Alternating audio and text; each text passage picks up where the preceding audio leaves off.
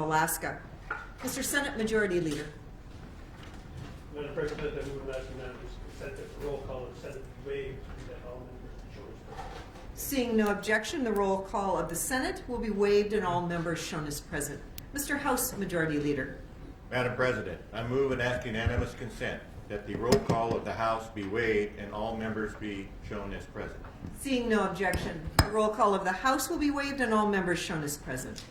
Will Senator Coghill and Representative Knopp please escort Governor Dunleavy to the joint session?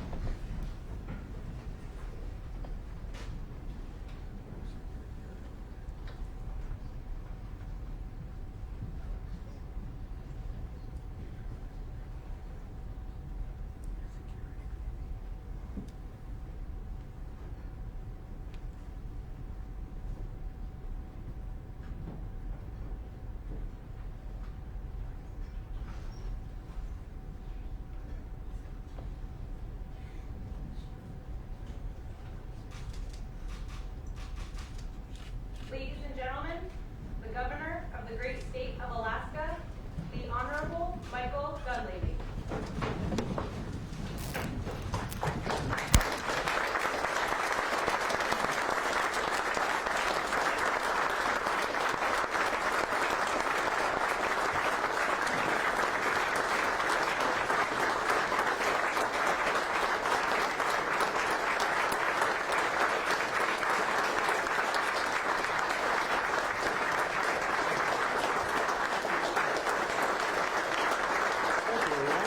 Thank you. Thank you very much. Really appreciate that. Thank you. So I want to thank you all for your gracious welcome. I'm here tonight to talk about my great vision for our great state and to share with Alaskans the progress we've made together over the past year. The agenda I'll lay out tonight is not just the governor's agenda, it's an Alaskan agenda. One that will affect our entire state, potentially for generations to come. What you'll hear tonight in this talk and see throughout this year in action is what I promised when seeking this office. A consistent focus on outcomes that Alaskans deserve, the individual being put first and foremost instead of the bureaucracy, and an efficient use of the available resources to underwrite government. Tonight, you'll hear about initiatives important to all of us, such as putting Alaska's lands in Alaska's hands, preparing kids to succeed, innovative new approaches to revenue, and addressing our fiscal future. First things first, though. I'd like to introduce my wife of 32 years and the mother of my 3 wonderful daughters, the love of my life, and Alaska's First Lady, Rose Dunleavy.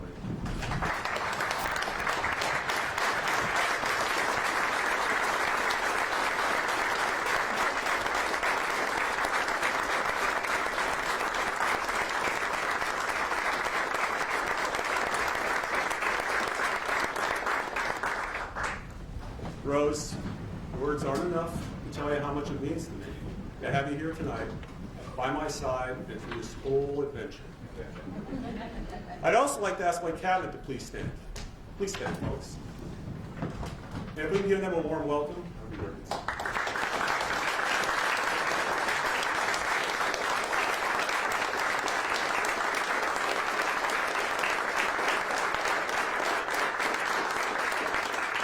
Thank you. And I want to thank them for their service in the state of Alaska. Last summer, we suffered through one of the worst fire seasons in the state's history. And we're all thankful for the brave firefighters who traveled from across Alaska and across the nation to protect life and property. Together, they fought 742 fires that burned a combined 2.6 million acres of land, all without a single loss of life.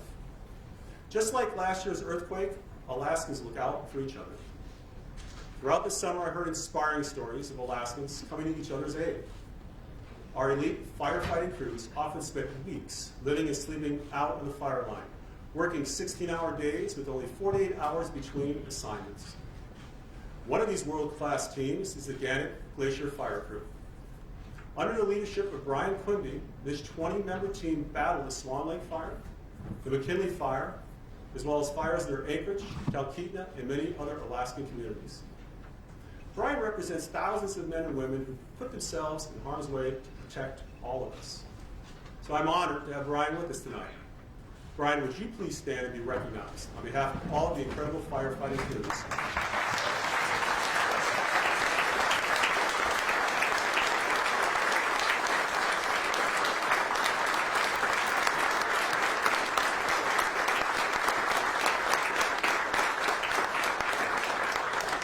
Thank you, Brian, and thanks for everything you do and the crews do for the state of Alaska. Thank you very much.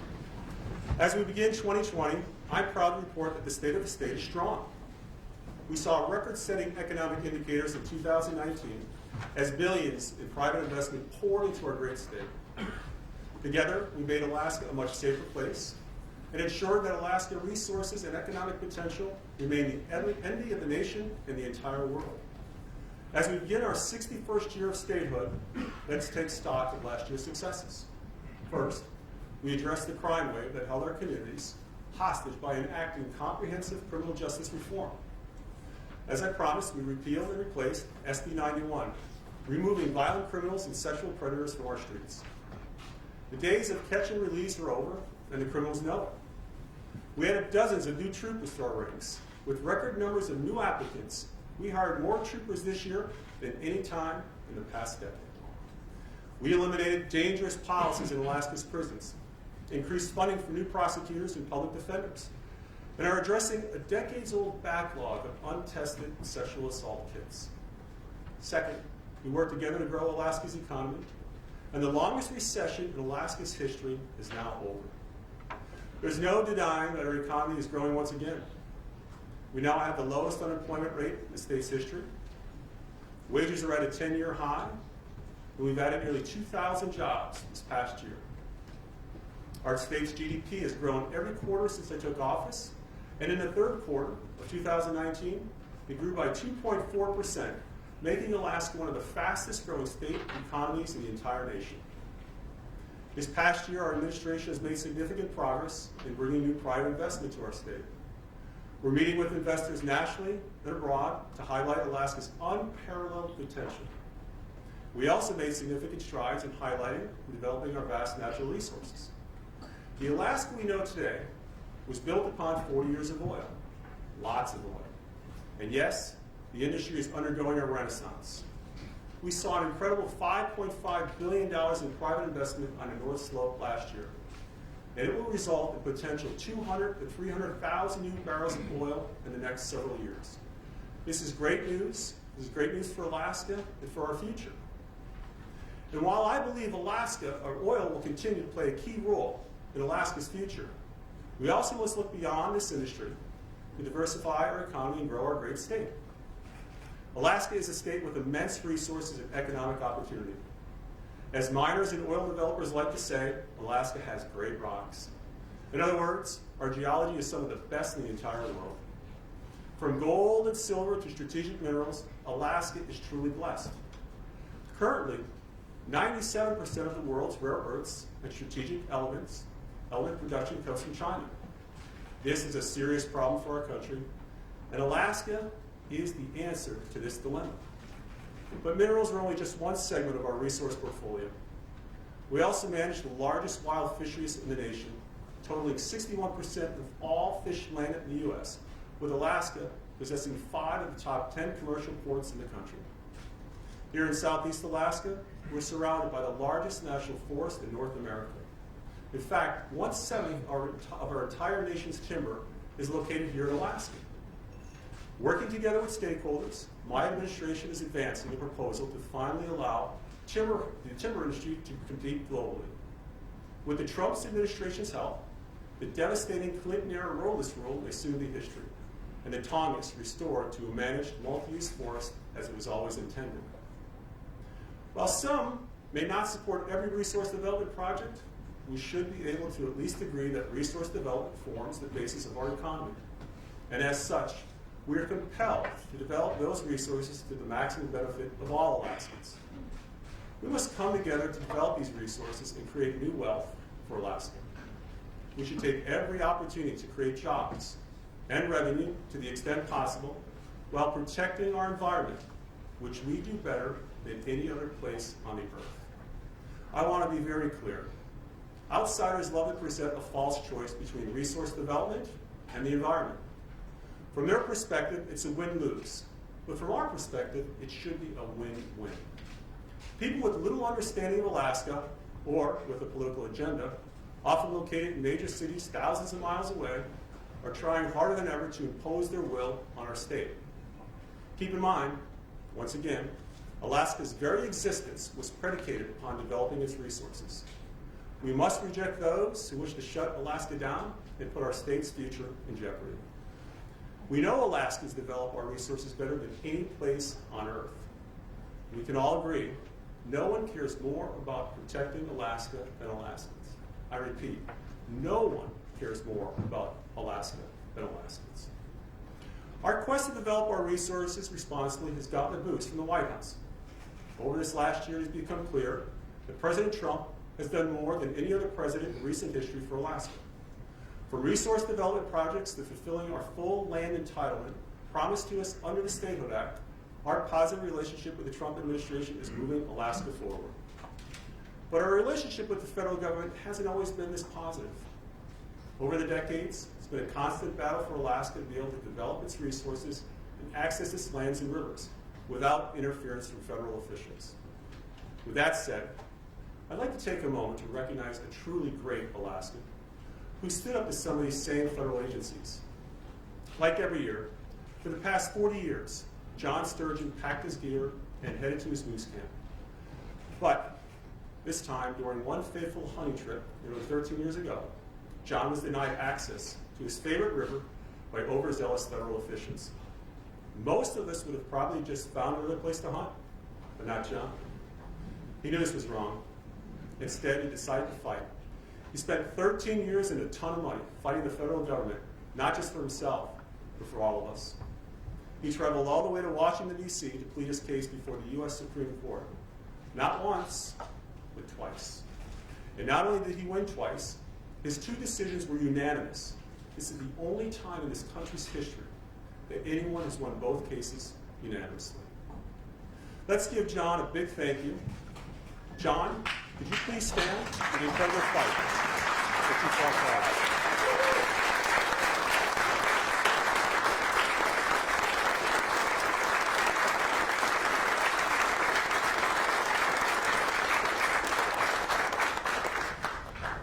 John's not only a great American, but a great Alaskan. Thank you, John.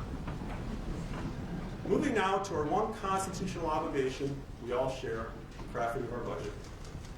As you know, last year's budget contained significant reductions in an attempt to align spending with revenues. This came as a response to the plummeting price of oil, which lost 1/3 of its value within 2 months of my election, resulting in a nearly $2 billion loss of potential state revenue. My original plan was to introduce a multi-year step-down approach to close the budget gap, but our options shrank as revenue evaporated and the budget deficit grew to $1.6 billion. Everyone here was elected to act, and together we took a solid first step by reducing the budget. Understandably, this produced a vigorous and ongoing discussion of what Alaska should look like going forward. What services and programs do Alaskans value? How do we pay for these services and programs going forward? These same questions must be answered again this year. Last year's budget was a shock to many Alaskans, but it did demonstrate we can't continue to spend what we don't have. Alaskans learned how unsustainable spending levels had become. We recognize this, all of us in this room, together. We supported significant reductions last year. The budget was not crafted with the intent to hurt Alaskans, but pulling back the reins on spending certainly caused many Alaskans discomfort. I recognize that. I didn't run for governor to hurt the state that I love and the people I care about. No governor wishes to do that. But with that said, we still have a significant fiscal issue that needs to be addressed for the long term. We all recognize that we have a fiscal imbalance. We all recognize that we're running out of time. We need to address these items this year to help ensure sustainable fiscal planning going forward. That's why this year I introduced the flat budget. Last year's budget focused solely on reductions. It took all of the oxygen out of the room, so to speak. Critical components of a long-term sustainable solution, while introduced, were not addressed and left on the table. These solutions need to be taken up this year. This initial budget, absent the large reductions introduced last year, should allow us the ability to focus on a sustainable long-term plan. This must include controlling our spending and deciding the future of the permanent fund and PFD. We must also include people in these decisions. We must give the people an opportunity to weigh in on items that impact their lives directly. They must be allowed to vote on constitutional amendments, including a spending cap, any proposed PFD changes, and any new broad-based taxes. Because just as I said last year, if we are to gain the people's trust, we must trust the people. It's the people who placed us here. It's the people we serve. We work for them. And it's the people that we must bring into this grand discussion regarding Alaska's future. To ignore them, we do so at our own peril, for they have the power of the ballot box. Letting the people vote on these issues is the only way a fiscal plan will stand the test of time. Alaskans, each and every one of them deserve no less. While we contemplate the role of the Alaska people in solving our fiscal issues, any and all ideas should be explored. To that end, I'll soon be introducing legislation to create a statewide lottery for Alaska. 45 states have lotteries in place, and it's past time for Alaskans and visitors to have the option to individually contribute to fixing Alaska's fiscal issue. As to spending, Alaskans agree that state spending we don't always spend our taxpayer dollars wisely, and they are right. That's why I've directed the Department of Administration to identify waste, fraud, and abuse, as well as identify ways to modernize how government does business. We'll also be proposing legislation creating an Inspector General for the state of Alaska, who will promote accountability, integrity, and efficiency in government by investigating careless and fraudulent spending across all programs and services. In addition, I've introduced legislation that reduces barriers to entry for over 100 licensed professions, eliminating red tape and making it easier for professionals to move to Alaska and begin working immediately. Now I want to take a moment to talk about Alaska Hire. For years, we relied upon a law that many felt was ineffective and potentially unconstitutional. In order to remedy that situation, I'm proposing an incentive for contractors to do business with the state of Alaska, to hire as many Alaskans as possible. While the old law was a threat to comply, this new approach is an incentive to hire. I'll also be asking the Alaska Workforce Investment Board to identify additional ways to address Alaska Hire. It's my goal to create an Alaska Hire policy that is second to none. As we recognized last year, the most important task government has is protecting its citizens. My administration will continue to bolster Alaska's public safety, and to that end, we'll be addressing the issue of sex trafficking. Sex trafficking, too often, hiding in the shadows and out of the light of day, impacts too many of Alaska's most vulnerable. Therefore, tonight, I'm announcing a new initiative to combat this horrible practice. Our current law does not adequately address the serious nature of these offenses, nor provides sufficient protections for victims. In the past, this terrible activity may have been passed off as a victimless crime, but as we know, that was never the case, nor should it have been. It's past time that Alaska laws adequately address the devastation caused by this horrible crime. The individuals engaged in this awful practice will face different penalties, including longer stays in prison. To anyone engaged in this activity, I say to you, you'll face swift justice and longer prison sentences for taking advantage of Alaskans. We're not going to tolerate this anymore. We'll no longer stand aside and look the other way. It's a crime, and it'll be treated as such. This is a comprehensive approach that will add teeth to the current law and will no longer allow those on the periphery of this insidious practice to go unpunished. Finally, recidivism must be addressed. Over the last year, we've begun to revamp and strengthen our reentry programs for those soon to be released from prison. It's a fact that over 95% of our offenders may one day be our neighbors again. We must work together and reduce and prevent crime. For those offenders who truly want a second chance, it's imperative upon us to provide it. I look forward to hearing your ideas that will balance the needs of inmates re-entering our society and the safety of all Alaskans. Our compassion must also extend to our homeless population. This is a challenge, not just for our cities, but for our state as a whole. Too many Alaskans suffering from addiction and mental health issues find themselves on the streets. While it may be a surprise to some, in last year's budget, I included over $43 million in funding for various programs to address homelessness. Going forward, we must assure these resources are achieving the outcomes we expect. We're all made in the image of God. These people are our friends and our neighbors, and as fellow Alaskans, deserve to be treated with the dignity, respect, and offered effective help.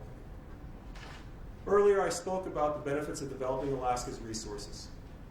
One resource Alaska has in abundance is its land. Unfortunately, only 1% of that land is held privately by individuals. No other state has less land in private hands than Alaska. Over the years, the government has held tightly onto this land with the mistaken belief that only government should possess the land and not individuals. The ability to own land is a core American value, something that has been denied Alaskans for too long. In fact, this practice in Alaska of not distributing its land overturns almost 200 years of the core American belief and right to private ownership. In many respects, it was easier to own a piece of land when we were a federal territory than it is today.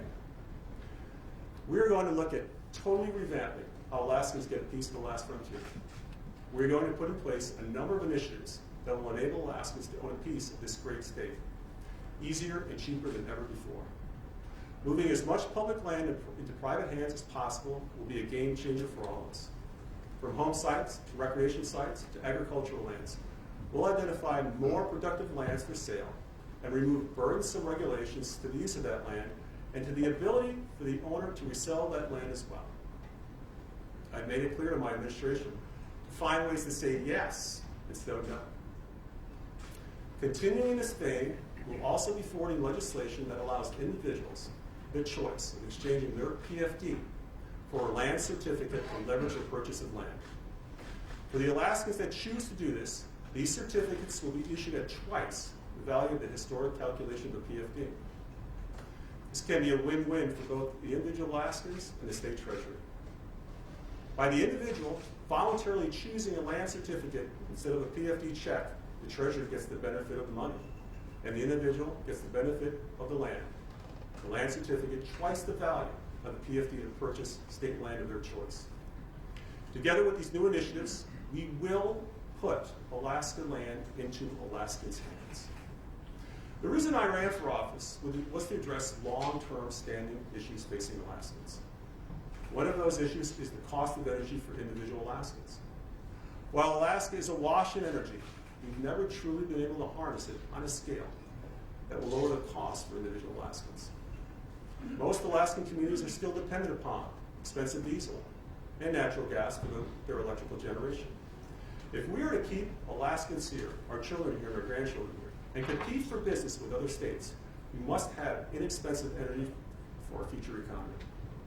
Inexpensive energy, especially electricity, will be the basis that drives the future economy worldwide. If Alaska does it right, we have an opportunity to lead this nation in cheap energy. In 2010, a law was passed by this legislature mandating Alaska produce 50% of its electricity from renewable resources by the year 2025. We're running out of time. Whether it's tidal, hydro, solar, biomass, wind, or geothermal, we have more potential to deploy renewable energy than anywhere else on the planet. And we have an obligation to make every possible effort to reach this 50% goal by 2025. The good news is we have some communities that are already there. The city of Kodiak is there. They operate on nearly 100% renewable energy year-round through hydro and wind. This is proof that renewables can work. It's not just good for the environment, it's good for Alaskans. It's really a smart thing to do. Therefore, I've instructed my departments and agencies to identify and evaluate options and a path forward to deliver affordable energy to Alaskans based upon renewable resources. As we conclude tonight, I want to talk about our other greatest resource, our children. Every decision we make this year should be made with our children and grandchildren in mind. And as a state, we have a moral imperative to provide the best education we can possibly do so for our children. As an educator, as a student, I've experienced firsthand what a great education can do to transform one's life. I've seen how quality programs deliver the outcomes all stakeholders have come to expect. There's no doubt that we have many great performing schools in our state, but we must also recognize that too many of our schools and too many of our students are not performing at levels we expect. The cornerstone of a great educational program starts with a great teacher. Alaska for too long has suffered from high teacher turnover rates and an inability to attract and retain quality teachers in some of the most remote parts of our state. Therefore, I've instructed the Commissioner of Education to assemble a working group made up of teachers, administrators, and others to review the root causes of our retention and recruitment issues, including reviewing working conditions and benefits in order to attract and retain great teachers for our state. The Commissioner, with the help of this working group, will develop a plan that addresses this issue this year. Until we solve this revolving door, especially in our most remote locations and difficult to fill positions, we cannot hope to deliver the outcomes parents, children, and all of us expect. Solving this issue will be a focus of my administration. While we work on the issue of teacher retention, we must also focus on ensuring our students can read by grade 3 now. So last week, alongside many of you, we introduced the Alaska Reads Act, a bipartisan approach to reading that allocates resources with a focus on evidence-based solutions, including statewide teacher training, department-employed reading specialists, and the implementation of early literacy interventions. We must identify students early in school who are struggling and get them the help they need sooner than later. The Alaska Reads Act will provide school districts with the opportunity to refocus their efforts to prioritize reading and ensure all students are reading by 3rd grade. The Alaska Reads Act will also direct critical resources to the lowest performing schools, helping them achieve the performance expected of all of our schools. Sitting in the audience today is a young man by the name of Levi Shivers. He's an example of what we all hope to achieve for Alaska's children. Despite growing up in a difficult situation, being raised by a single mom, and living in a household just above the public assistance level, Levi is excelling. Because Levi had the benefit of caring teachers that instilled a love for education and provided him with the necessary skills in reading, writing, and mathematics.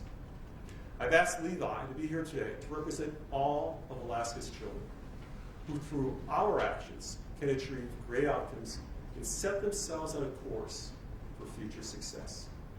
What we do here today and this year should create the environment for all of our kids to succeed. So I'd ask Levi, could you stand for a moment and be recognized, please?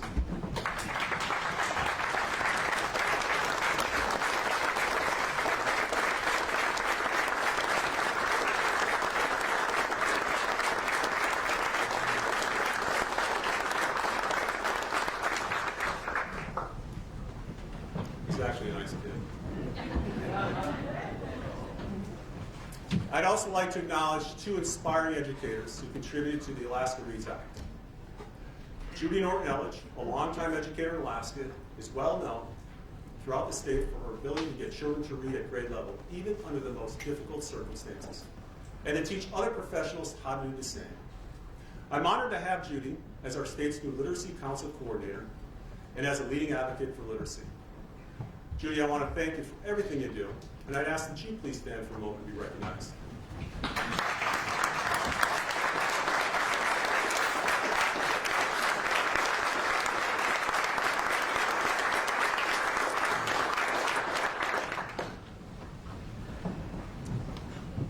You're getting your exercise tonight. And I also like to talk about another individual. Many of you know Posey Boggs for her decades of tireless advocacy for Alaska students. She is a recognized expert in helping Alaska's educators identify and address dyslexia, along with other reading difficulties, and is the founder of the Alaska Reading Coalition. I want to thank you, Posey, for being here with us today and fighting so hard for all of Alaska's children. So Posey, would you please stand and be recognized?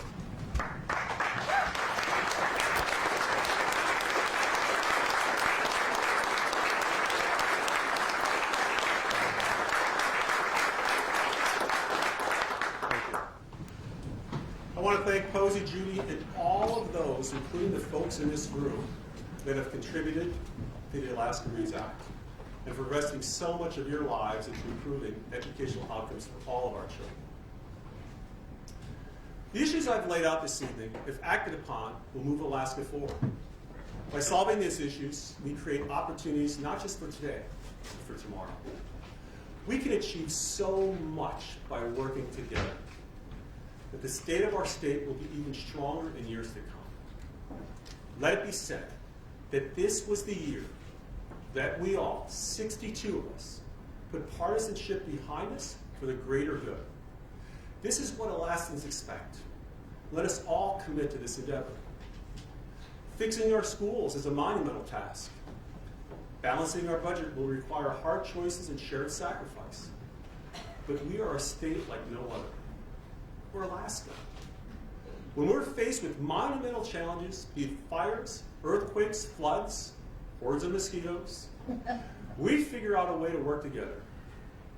We are Alaskans for a reason. We are unlike any other people on earth. Those of us here today in this room have heeded the call to service. And the people chose us, everyone in this room, to be the leaders that Alaska needs today.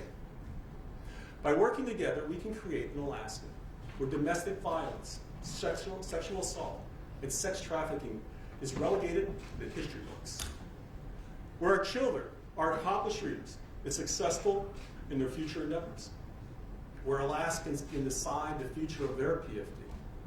Where our state can be a leader in renewables and ensure its citizens have the lowest cost energy in the country. And where individual Alaskans can own their piece of the last frontier. Where Alaska provides rare earth minerals for the world's future economy. Where we stand up the timber industry and once again, in the largest forest in North America, provide family wage jobs for thousands. Where our location on the globe is positioned well to trade with our neighbors and defend our great nation. Where north to the future is not just the motto, it's who we are and how we live. Where we are proud to be Alaskans, a people and state like no other. This is Alaska. We are Alaska. We are the envy of the world for our beauty, natural resources, and strategic location. We are America and so much more. We're given this one moment in time to do what's best for our great state. Let's take advantage of it. God bless you all. God bless the state of Alaska. Thanks for having me here tonight.